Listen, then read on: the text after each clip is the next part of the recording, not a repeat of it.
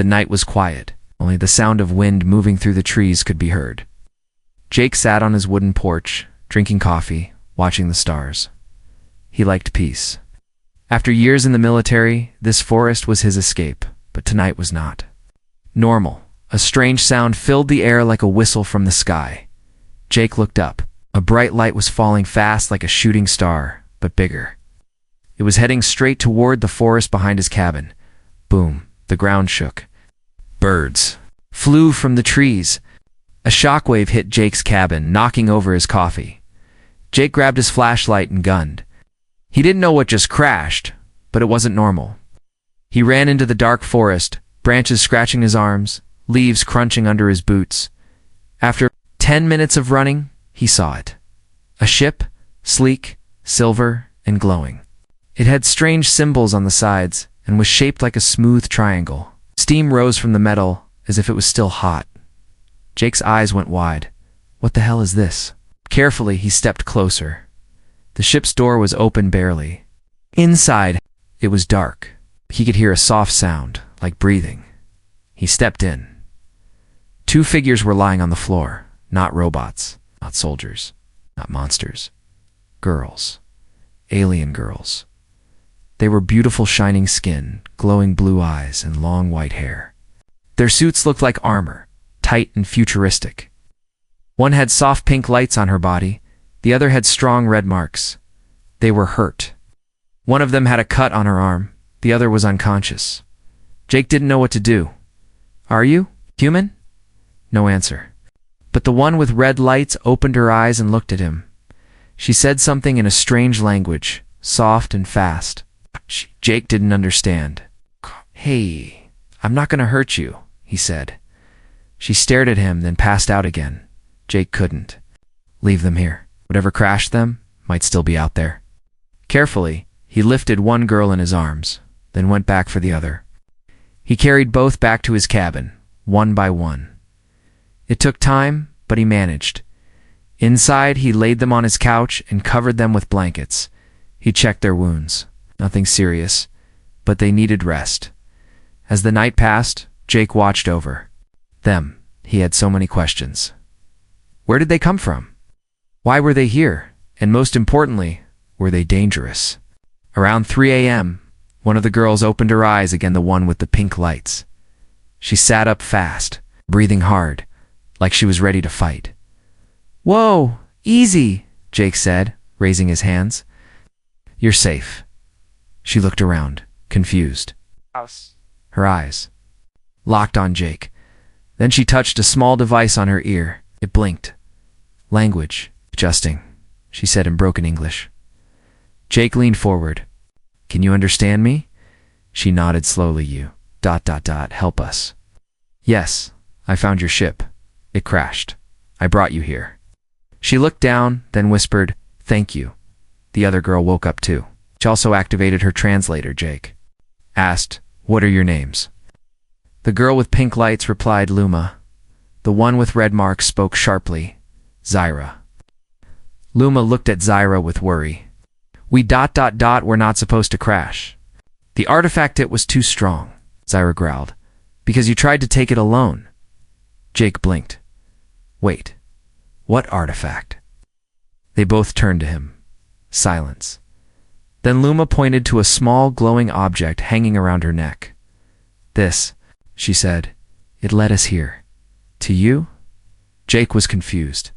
Me. Why me? Zyra stood up slowly. Because you are the only one who can control it. You are... the chosen one. Jake laughed nervously. This has to be a joke. But then, the artifact around Luma's neck glowed brighter. It floated into the air, and slowly moved toward Jake. It stopped in front of him, then touched his chest. A warm light spread through his body. His skin glowed for a second, then faded. Both girls gasped. It has accepted him, Luma said. Zyra frowned. Impossible. Jake took a step back. What does that mean? Luma looked at him with soft eyes. It means you are part of something big. Bigger than Earth. Bigger than us. Jake felt cold, excited, scared. Suddenly a light blinked on Zyra's wrist device. She looked down. "Someone's coming," she whispered. Someone followed us. Jake stared at them, at the ship, the glowing artifact now resting against his chest. He had no idea what he just stepped into. But one thing was clear. His quiet life was over. The forest was still smoking where the ship had fallen. But inside Jake's cabin, things were much hotter for a different reason. 2 alien girls from 2 different worlds were now awake. Both were staring at Jake, not with fear, with something else: possession. 12 hours earlier, Jake had barely slept. The strange alien artifact kept glowing near his chest. It had bonded with him. He didn't understand why. He didn't ask for it. But now it seemed he was part of something much bigger. He boiled some water, made tea, and walked toward the living room. The 2 girls were awake, sitting on opposite ends of the couch like magnets pushing away from each other. The one with pink lights smiled softly. "I made you tea," Jake said, offering her a cup. She blinked, tilted her head. "What is tea?" "Hot leaf juice," he said. She nodded, took it carefully, and sipped. "It's warm, like your aura." The other girls, Yura, the one with red armor, stood up and crossed her arms. "You're wasting time," she snapped. "He needs answers. Now." Jake raised an eyebrow. "Good morning to you too." Zyra ignored the sarcasm. Luma placed her cup down gently. "We come from different systems. I'm from Vina, a planet of peace, art, and light." Zyra stepped forward. "I'm from Dravik, a warrior world. You protect what others are too soft to defend." They glared at each other. Jake looked between them. "And you were both chasing the same artifact?" "Yes," they said together, then frowned at each other again. Jake rubbed his temples. "Let me guess. Your people are enemies." Zyra answered, "Rivals. Long ago our ancestors fought over the artifact. Then we lost it. Now it's here, on your planet, and it chose you." Luma added, "We both tracked it, but we didn't know the crash would send us... To you?" Jake sat down. "Why me? I'm just a guy in a forest." Zyra's voice softened for the first time. "That's what makes it strange. You were not trained, not enhanced, not royal. But the artifact bonded with you in seconds." Luma looked at him. "It reacts to soul energy, something deep. You're more than you know, Jake." He looked at the glowing object again. It was quiet now, but it felt alive. Later that day, Jake noticed something odd. Zyra stayed close to him, but always stood between him and the windows. Like a bodyguard, Luma stayed close to Butt. She cleaned the place, rearranged things, brought food. They didn't speak to each other, but both watched him constantly. When Jake went outside to cut firewood, they followed. When he sat to eat, they sat nearby. And when he asked them to give him space, they said one word at the same time: no. That night, things got worse. Jake heard something outside. Movement. Fast and sharp. He grabbed his flashlight and stepped out. Nothing but the sky above was flickering, tiny red dots blinking far in orbit. He came back inside. "Hey, are we being watched?" Zyra nodded. "I felt them. Someone is scanning for the artifact," Luma whispered. "They know it's on this planet," Jake asked. "Who are they?" Zyra's jaw tightened. "Hunters. Not from Vina, not. From Dravok. From the black markets between stars. They will kill to take what you carry." Jake took a deep breath. "So, what, a target now?" "Yes," both girls said again. Jake looked at them. "And you too. You going to keep fighting or help me survive this?" Zyra stepped forward. "I will protect you." Luma stepped in too. "I will never leave you." They stood on either side of him. Jake looked between them. "Okay," he said. "Then let's set some ground rules. No more fighting. No more silent staring contests. We work together." Zyra crossed her arms. "Only if she doesn't get in my way." Luma smiled. "Only if she doesn't break things." Jake sighed. This was going to be harder than he thought. Late that night, Jake couldn't sleep. He sat near the fireplace watching the flames dance. Luma entered quietly, sat beside him. I want to tell you something, she whispered. Jake turned to her.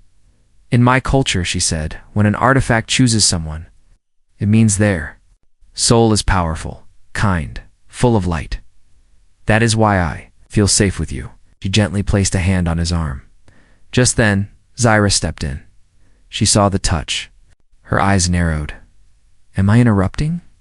She said coldly. Jake stood. No, just ... talking. Zyra walked up to him. Close, too close. I don't trust her, she whispered. But I trust you. Don't let her fool you. Luma stood too. I could say the same. Now both girls were facing each other. Not yelling, just silent heat. Jake raised his hands. Okay, I get it. You both have your reasons. But we can't do this now. We're being hunted, remember? They both looked away. Neither moved from his side. And in that moment, Jake realized something strange. They weren't just fighting over the artifact. They were fighting.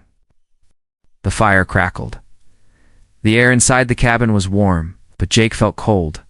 He had two alien women sleeping under his roof, both beautiful, both dangerous, both deeply connected to something he didn't understand.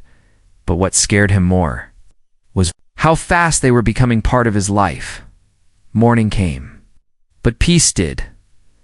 Jake walked into the kitchen to find Luma stirring something in a pot, something glowing light blue. You're cooking again? He asked.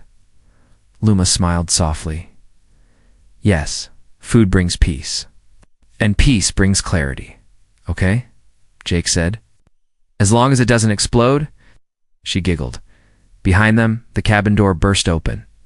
Zyra walked in. Carrying chopped wood like it weighed nothing? I made your defense wall stronger, she said. If someone attacks, they'll have to get through me first. Jake looked at both of them. One was making soup. The other was building fortifications. Both were doing it for him, and both were keeping score later. That day Jake tried to understand the artifact better. He placed it on the table. It still glowed faintly, pulsing like a heartbeat. When he touched it, it felt warm, alive. Luma walked over, eyes full of wonder. The bond between you and the core is growing, Jake asked. What does that even mean? She gently touched his hand, which means ... It's not just protecting you, it's learning from you, feeling what you feel. Zyra stood nearby, arms crossed. That's dangerous. Feelings change. And feelings make people weak. Jake looked at her. Don't you feel anything? Zyra hesitated, then walked away. Luma whispered, she feels more than she wants to admit. That night the forest was quiet again, but the cabin was full of tension. Jake sat near the window, polishing a metal part from the ship. He was trying to fix the communicator. Luma came and sat beside him. Your hands are strong, she said softly. Jake chuckled. That's the first time anyone's said that about me. She smiled. In Vina, strength isn't in muscles. It's in patience, in kindness. He looked at her. Why are you really here, Luma? Her smile faded a little. The artifact ... chose you, but I think I would have come even if it didn't. Before Jake could reply, Zyra entered. She walked straight to them, eyes sharp. Come outside, she said too. Jake. Why? Training, she said. If you're going to survive this, you need to learn how to fight. Outside the cabin, midnight Zyra stood in the moonlight, holding a strange alien staff. She tossed one to Jake. Defend yourself. I have no idea how to use this. Good. Learn. She attacked not to hurt, but to test him. Moves were fast, powerful. Each swing forced Jake to react. Dodge, think, breathe. After 20 minutes, Jake was sweating and out of breath. Zyra stepped closer. You're slow, but your instincts are ... strong. She leaned in. Hey, don't let your emotions cloud your judgment. Jake looked into her eyes. That's funny. You sound emotional right now. She froze. For a second. Just 1 second. Her armor cracked. "I don't want you to die," she whispered. Inside, moments later, Jake returned to the cabin, exhausted. Luma had waited up. She wrapped a soft blanket around his shoulders. "She acts tough," Luma said. "Her heart is fragile?" Jake asked. "Why are you telling me this?" "Because ... Luma looked away. "Because I don't want to lose you to her." Jake felt his chest tighten. "You barely know me." She looked at him now, eyes glowing softly. "I know your silence. I know how you protect others without asking for anything. I know that my heart is starting to trust you." Jake didn't answer, because deep down he was starting to feel the same. Next morning, Jake stood between them. Zira on one side, Luma on the other. They were not arguing now. They were both quiet. The artifact floated, again hovering between them. Suddenly it pulsed, brighter than ever. A ring of light formed in the air, spinning faster and faster. Jake stepped forward, and without thinking, took both their hands. The artifact exploded with light. A wave of energy shot out in every direction through the trees. The clouds, the stars, the cabin shook. The earth trembled. Luma gasped. "This is impossible. He bonded with both of us." Far away, in orbit, a dark ship received the energy signal. Inside, a voice spoke through the shadows. "He has chosen them both," it said. "Begin the hunt." Back on Earth, Jake opened his eyes. His hands still holding theirs. Luma looked scared. Zyra looked shocked.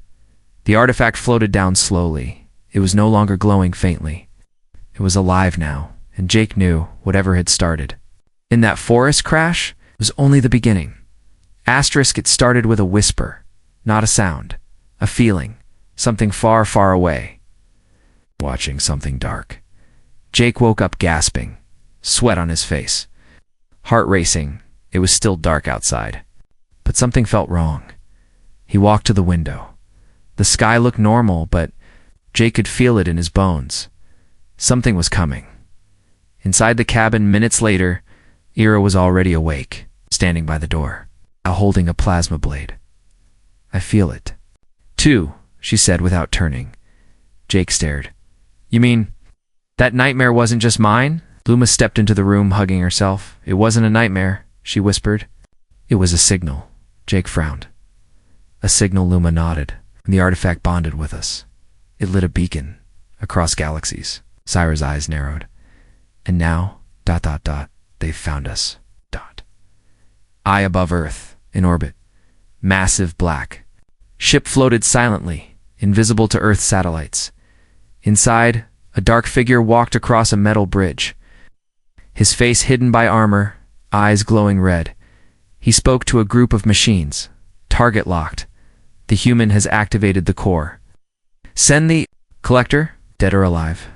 Back on Earth, daybreak, Jake was outside, working near the wrecked ship, trying to repair the communication panel. Luma knelt beside him, scanning wires. "I thought you were a healer," Jake teased. "I am," she smiled. "They learn fast." They shared a quiet laugh. Not far away, Zyra sharpened a blade, watching them, jealous. Maybe, or maybe just alert. Jake looked up at the blue sky. "So this is my life now? 2 alien girls and a glowing space rock?" Luma laughed. "You forgot the part where we're being hunted." Zyra suddenly stood straight. She turned toward the forest. "Something's here." Jake stood too. "How do you know?" "I don't feel the trees," she said. Crash. A loud bang echoed from behind the cabin. Trees shook. Birds flew away, screaming. Jake ran toward the sound. Both girls followed. In a clearing, smoke rose. Something had landed. Not a ship. Drone black, 6-legged, and the size of a car. It turned its red eyes toward Jake, scanned him. "Core detected," it said in a robotic voice. Then it attacked. "Battle begins." The drone launched a bolt of energy. Jake jumped aside just in time. Zyra was already midair, blade drawn, slicing across the drone's back. Sparks flew. Luma raised her hand. A wall of soft blue light shimmered up. blocking the next blast.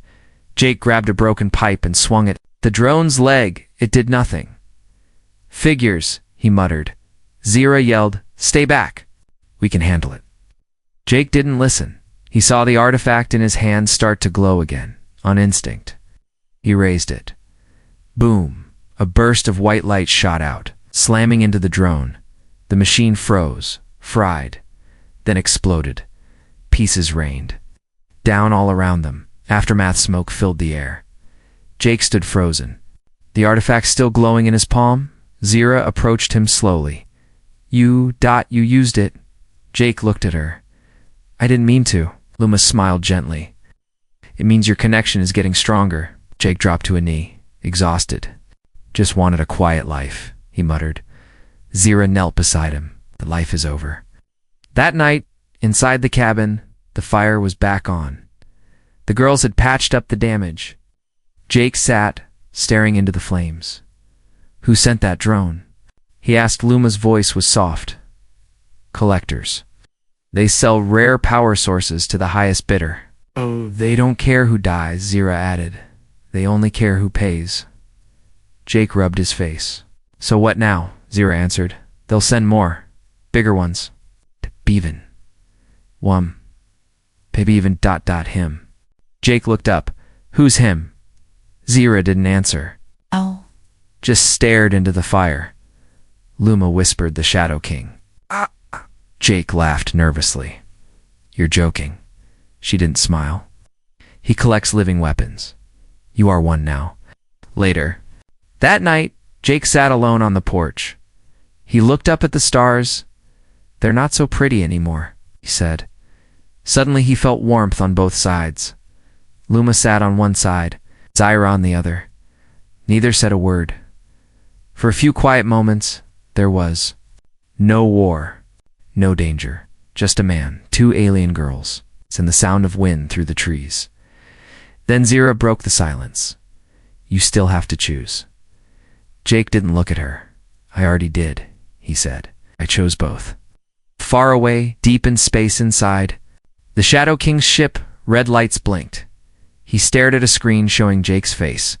He raised one hand, and in a cold, deep voice said, "Prepare my arrival." The moon hung low, blood-red.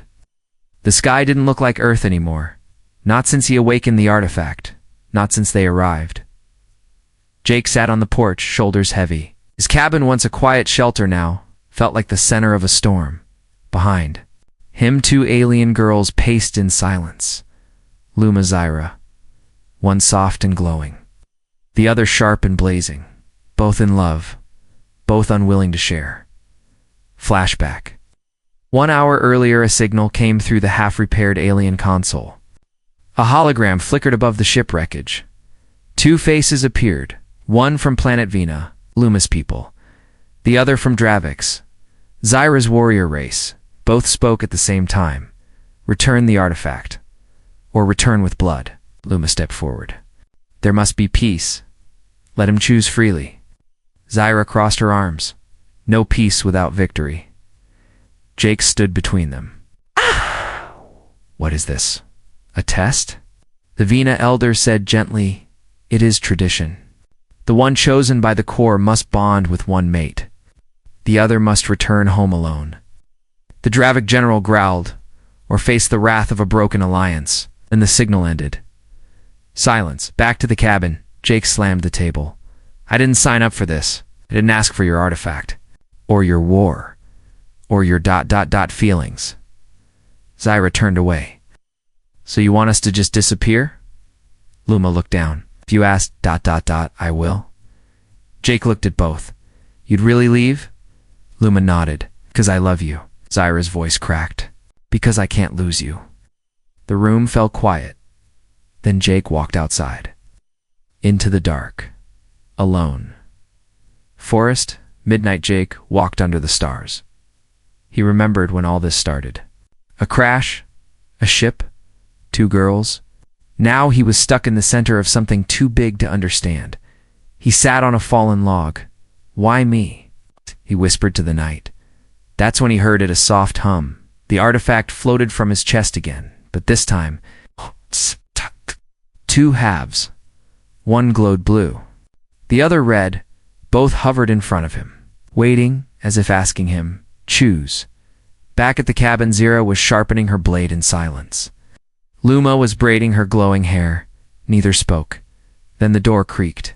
Jake walked in, holding both halves of the artifact. He looked tired, but his voice was clear. I made my decision. They both looked up. Luma's heart raced. Zira stood ready. Jake stepped forward. I choose. A pause. Long. Powerful. Neither of you alone. Confusion. Zira frowned. What? Jake smiled gently. I choose both, Luma gasped. But that's not allowed. Jake held up the artifact. Then let's break the rules. The two halves of the core pulsed and fused back together, stronger than before. Zira's eyes widened. You ... changed it. Jake nodded. No more choosing, no more leaving. You both mattered to me. A pulse across the galaxy, the rebonded artifact sent out a new energy wave different from before. This wasn't just power. It was emotion, balance, unity, love. Across star systems, ancient machines lit up. Forgotten codes activated on both Vina and Dravik. Elders stared at the sky. A new possibility was forming. Back on Earth. The Cabin-Ether girl spoke for a moment, then Luma smiled. Through tears. Your soul, it really is rare. Zira walked toward Jake. Slowly, if you betray us, I'll kill you.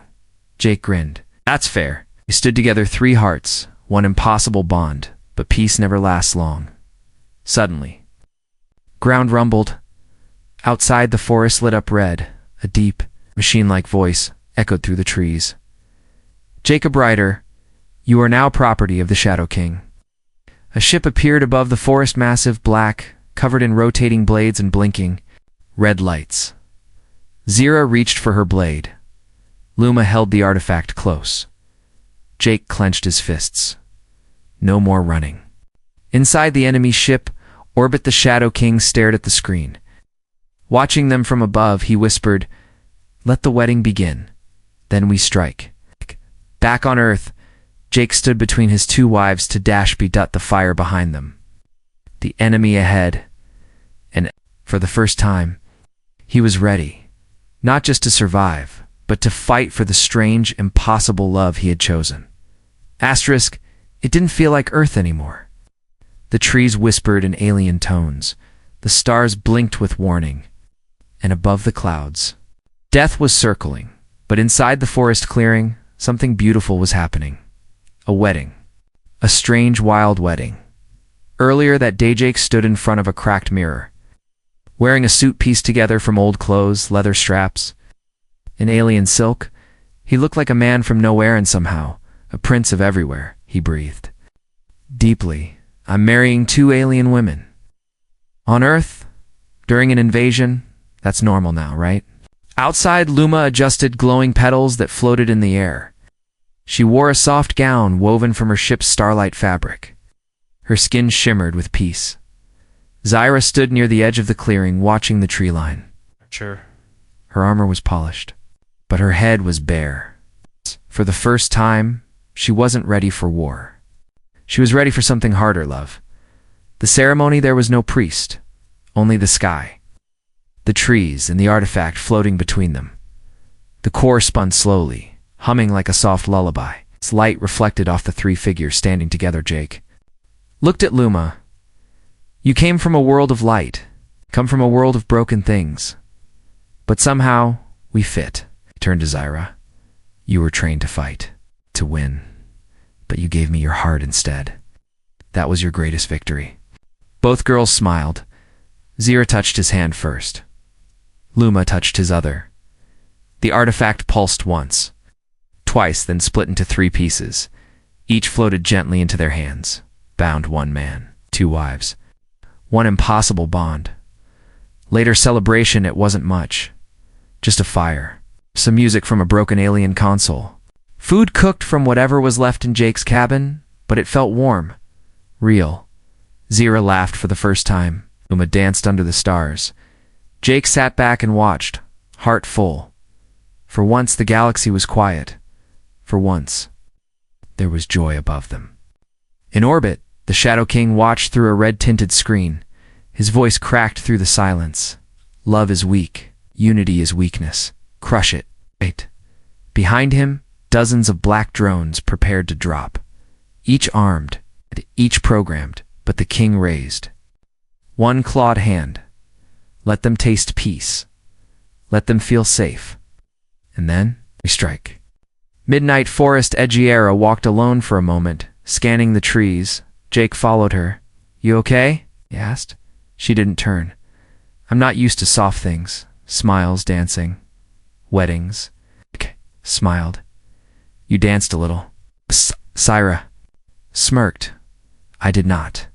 You spun. That counts. She looked at him now, face serious. If this is the last quiet night, I wanted to remember it. Jake stepped closer. Then let's make it count.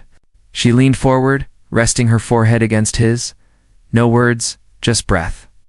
Just warmth. Back at the fire, Luma stared into the flames. She felt it first. A tremble in the air, a whisper from the stars. Jake returned, sat beside her. You feel it? 2. She nodded. They're close. The Shadow King. Yes. But he's waiting. Jake looked around. For what? Zira returned, voice cold and sure. For us to feel safe. So it hurts more when he takes it. Suddenly the fire blew out. Wind howled. The sky lit up with blinking red dots. Luma stood, her eyes glowing. No more waiting. Zira drew her blade. No more running. Jake stood between them, gripping the third piece of the core. It pulsed in sync with his heartbeat. He looked at his wives one. On each side, he didn't feel fear anymore. He felt ready. High above the Shadow King stepped into his war chamber. The final order rang out across space. Send everything. Back on Earth the night exploded with light. Black ships fell like burning stars. The wedding was over. The war had begun. It began like a dream. 3 hearts, 1 bond, a fire in the forest, dancing under alien stars. 2 wives, 1 man. 1 strange, perfect love. But dreams don't last. Not in war. Not when the Shadow King comes. The sky fell hundreds of dark ships. Dropped through the clouds like black rain. The forest shook with thunder. Trees bent from the wind of vengeance. Red lights scanned the ground. Jake stepped outside the cabin. Luma stood on his left, Zira on his right. He whispered, It's time. Artifact pulsed in 3 colors, now red, blue, and white. It hovered over them, alive with power. Zira tightened her grip on her blade. No mercy. Luma held out her hand. Light began to glow from her fingertips. No fear. Jake took 1 breath, then walked forward. The first blast came down. The first wave drones landed, metal monsters with sharp legs and glowing eyes. They rushed forward, firing plasma bolts. Zira ran like fire. Her sword danced in the air, slicing through metal. Luma floated above the ground, sending waves of healing light to protect them. Jake, powered by the core, could feel time slow down. His movements were sharper, faster, stronger. He grabbed a drone. Mid-air, crushed its head, and spun into the next. He was human no longer. Inside the Shadow King's ship, the Shadow King watched from above. Double quotes, so. Dot. The bond made him stronger, he said to his machines. But not unbreakable. He turned to his War Master. Prepare the fusion cannon. Back on Earth, the heart of battle, the forest burned. Zira's armor cracked. Luma's energy dimmed. Jake bled from the shoulder, panting hard. Still they fought, side by side together. Drones kept coming. The sky roared louder. Jake yelled over the chaos. We can't hold them all. Zira shouted. We die together, Luma cried. Or we change the rules. Jake paused. What? She held the artifact high. It doesn't have to end in destruction. The core can create, Zira growled. Or it can destroy him. Jake looked at them both. Then let me choose. One last time. He reached for the core. A pulse of light, the artifact entered his chest. Fully, Jake screamed. The light shot up through the clouds, blinding. Awe, alive. Everything paused, even the Shadow King's ship. Time stopped. Jake floated in the air, his body glowing, his eyes pure white.